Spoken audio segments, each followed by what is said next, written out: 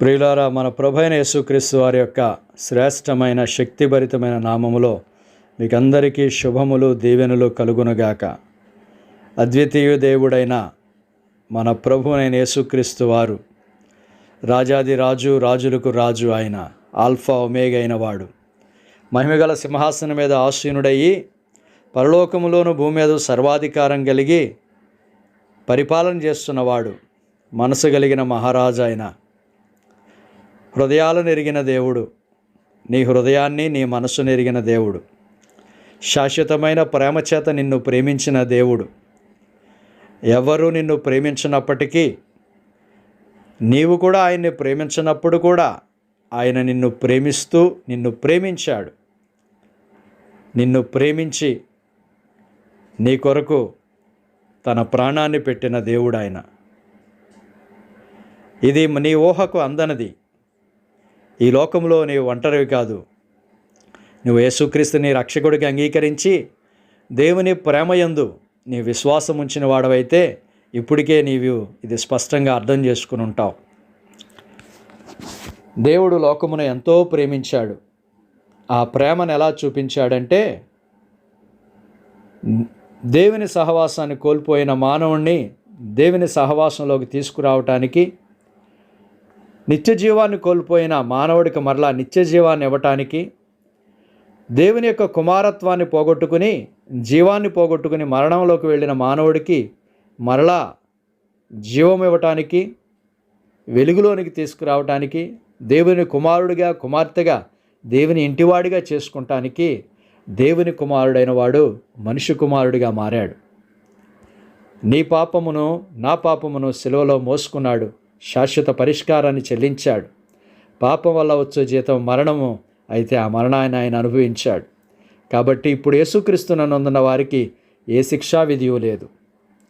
దేవుడు నీ శిక్షను కొట్టివేయటం మాత్రమే కాకుండా నిన్ను తన కుటుంబంలో ఒక సభ్యుడిగా చేసుకున్నాడు. దేవునికి నీవు కుమారుడు, ఇప్పుడు దేవునికి నీవు ఇప్పుడు కుమార్తెవు.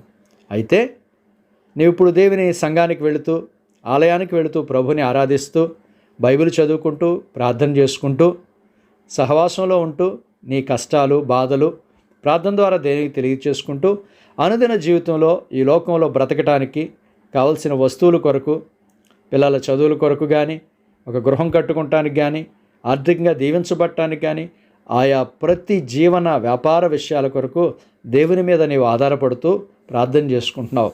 మంచిది దేవుని బిడ్డ. అయితే నీకు ప్రోత్సాహకరమైన విషయం ఏంటంటే, బైబిల్ ఏం చెప్తుందంటే, తన సొంత కుమారుని అనుగ్రహించుటకు వెనుతీయని దేవుడు ఆయనతో పాటు సమస్తమును ఎందుకు అనుగ్రహించడు? రోమాపత్రిక 8:29.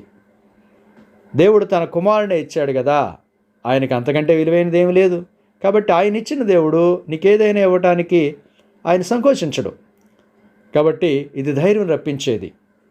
అంటే నువ్వు అడిగిందల్లా దేవుని ఇవ్వడు, కానీ నీ అవసరతలు ఆయన తీరుస్తాడు. ఆయన మహిమైశ్వర్యను బట్టి నీ ప్రతి అవసరత ఆయన తీరుస్తాడని ఫిలిప్పీలకు రాసిన పత్రిక 4:18 దేవుని వాక్యం సెలవిస్తూ ఉంది. కాబట్టి దేవునితో నడుస్తున్న నీవు అనుక్షణం కూడా మరి బైబిల్ ఏం చెప్తుంది, ఒక విశ్వాస స్థితి గురించి, విశ్వాసకి దేవుడు ఏం కలగజేస్తాడు, దేవుడిచ్చే ఆశీర్వాదాలు ఏంటి, అనుదిన జీవితంలో దేవుడు ఏ విధంగా తోడ్పడతాడు, దేవుని సహాయం ఏ విధంగా వస్తుంది అనేవి నీకు అర్థం కావాలంటే నువ్వు బైబిల్ గ్రంథాన్ని చదవాలి. అంటే క్రొత్త నిబంధన గ్రంథంలో సువార్తలు, పత్రికలు, ప్రకటన గ్రంథము ఉంటుంది. కాబట్టి వీటిని నువ్వు ఎక్కువగా చదివితే ఇప్పుడు ఈ కాలమందు క్రీస్తు శిలువ మరణం పునరుద్ధానం తర్వాత విశ్వాసులైన మనము ఎలాగూ నడుచుకోవాలి, ఎలా దేవుని సహాయం పొందుకోవాలి, ఎలా దేవునిలో ఎదగాలి అనే విషయాలు మనకు అర్థమవుతాయి. అయితే పాత నిబంధన గ్రంథంలో మరి అవి చదవకూడదా అంటే అవి కూడా చదవాలి. పాత నిబంధన గ్రంథంలో చరిత్ర, అలాగే కీర్తనలు, సామెతలు, ప్రవక్తల గ్రంథాలు, పంచకాండాలు ఉన్నాయి. ఇవి చదివినప్పుడు పాత నిబంధనలో మరి క్రీస్తు పూర్వము భక్తులు ఏ విధంగా ప్రార్థన చేసుకున్నారు, ఏ విధంగా దేవుని ఆరాధించారు, వాళ్ళ సమస్యల్లో ఎలా దేవుని మీద ఆనుకున్నారు, అప్పుడు దేవుడు వారికి ఏం కార్యాలు చేశాడు అనేది నువ్వు చదివినప్పుడు నీకు కూడా వినుట వలన విశ్వాసం కలుగును. దేవుని వాక్యం చూసినప్పుడు నీకు నిరీక్షణ, ఆదరణ కలుగుతుంది. అదేవిధంగా కీర్తనలో వాళ్ళు ఏ విధంగా పాటలు పాడారు, దేవుని ఏ విధంగా స్తుతించారో నీకు అర్థమవుతుంది.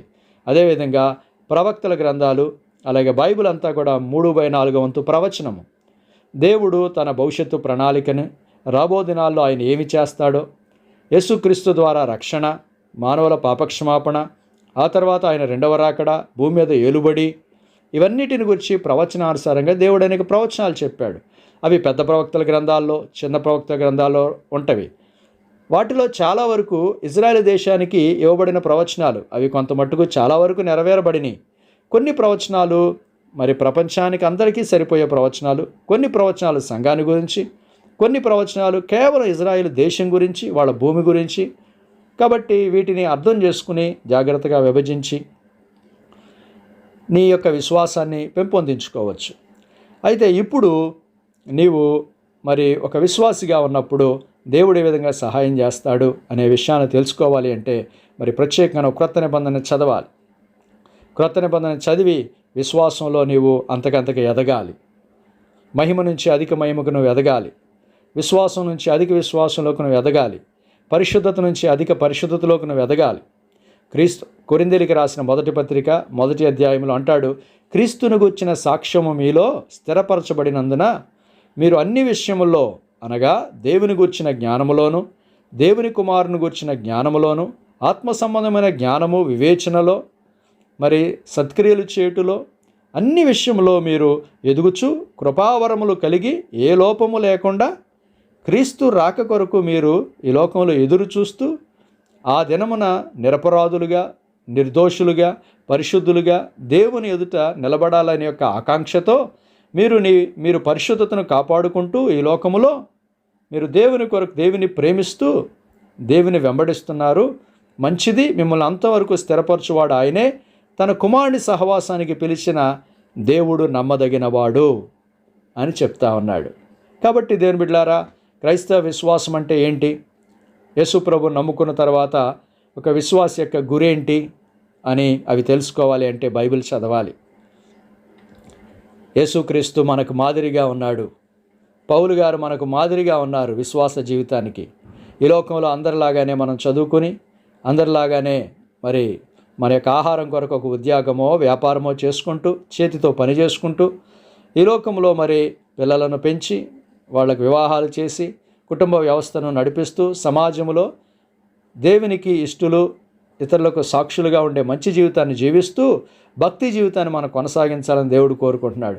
ఈ భక్తి ఎలా చేయాలో నీకు అర్థం కావాలంటే బైబిల్ని చదవాలి. నువ్వు బైబిల్లో చదివినప్పుడు అక్కడ నీకు దేవుడిచ్చే కొన్ని వాగ్దానాలు ఉంటాయి. ఆ వాగ్దానాలను దేవుడు నెరవేరుస్తాడు. అలాగే దేవుడు కొన్ని ఆజ్ఞలు ఇచ్చాడు, నువ్వు ఏమి చేయాలో. సో ఈ వాగ్దానాలను స్వతంత్రించుకుంటూ, ప్రార్థన చేసుకుంటూ, ఈ ఆజ్ఞలను పాటిస్తూ పరిశుద్ధ జీవితంలో నేను రోజు ఎదుగుతున్నానా లేదా, దేవుని గురించిన జ్ఞానం నేను ఎదుగుతున్నానా లేదా, నాలో దేవునికి ఇష్టమే లేని ఏమైనా ఉన్నాయా అని ఆలోచించుకుంటూ ఆ యొక్క మరి యాకోబు రాసిన పత్రికలు అంటాడు, దేవుని వాక్యం అద్దము వంటిది, ఆ అద్దములో నీ ముఖాన్ని నువ్వు చూచుకోవాలి. ప్రత్యక్ష గుడారంలోకి వెళ్లే ముందు యాజకులు వాళ్ళ కాళ్ళని ఆ యొక్క లేవర్ అంటే అక్కడున్న గంగాళములో ఉన్న నీళ్లతో కడుక్కునేవాళ్ళు, చేతులను, ముఖమును, కాళ్లను. అలాగే దేవుని వాక్యము నీళ్ల వంటిది, ఆ వాక్యముతో నువ్వు ఉదక స్నానం చేయాలి, కడుక్కోవాలి. నిన్ను ఆ వాక్యం అనే అర్థంలో నిన్ను చూసుకోవాలి, పవిత్రపరుచుకోవాలి, నువ్వు పరిశుద్ధపరుచుకోవాలి. నేత్రాశ, శరీరాశ, జీవబుడంబం అనేవి ఒక విశ్వాసకి శత్రువులు. అవి తండ్రి వలన పుట్టినవి కాదని యేసుప్రభువారు అన్నారు. కాబట్టి వాటిని నువ్వు తీసివేసుకోవాలి. హృదయం మోసకరమైనది, ఘోరమైన వ్యాధి కలది. మనిషి హృదయంలోంచి దురాలోచనలు, దొంగతనములు, నరహత్యములు, వ్యభిచారములు, మోసములు, మత్సరములు, అసూయ, కాముకత్వము ఇవన్నీ కూడా వచ్చి మానవుని పాడు చేస్తూ ఉంటాయి.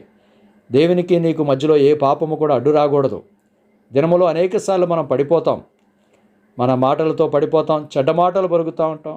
నేత్రాశ, శరీరాశ, జీవబడంబం. యేసుక్రీస్తు ప్రభువారు మత్తయి సువార్తలో అన్నారు, శాస్త్రుల యొక్క నీతి కంటే, పరిశీలన నీతి కంటే మీ నీతి అధికం కాని ఎడల మీరు పరలోక రాజ్యంలో ప్రవేశించరు. ఎలా ఎక్కువ అవుతుంది నీ నీతి?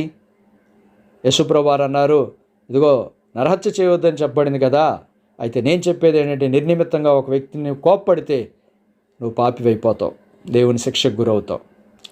అలాగే వ్యభిచారం చేయవద్దని చెప్పాను కదా, పాత నిబంధనలో మోహపు చూపుతో ఒక స్త్రీని చూచినప్పుడే అతడు పాపం చేసినట్టు, వ్యభిచారం చేసినట్లు అన్నాడు. సో ఈ విధంగా దేవుని వాక్యంలో మనము అనుదిన జీవితంలో మనం ఎక్కడ పాపంలో పడిపోతామో, పాపం అంటే ఏంటి అని తెలియాలంటే బైబిల్ గ్రంథం చదవాలి. చాలామంది విశ్వాసులు వాళ్ళకి అన్నీ తెలుసు అనుకుంటారు. యేసుప్రభు వాళ్ళకి అంత అర్థమైపోయాడు అనుకుంటారు. భక్తి మార్గం తెలిసిపోయింది అనుకుంటారు. కానీ వాళ్ళకి ఏమీ తెలియదని వాళ్ళకి తెలియదు. దేవుని బిడ్డలారా, మోసపోకుడి. సాతాను గుడ్డితనం కలగజేస్తాడు. వాడు అందరినీ మోసపరుస్తాడు. సరైన విశ్వాసంలో నీవు ఉన్నావా? రక్షించబడ్డావా?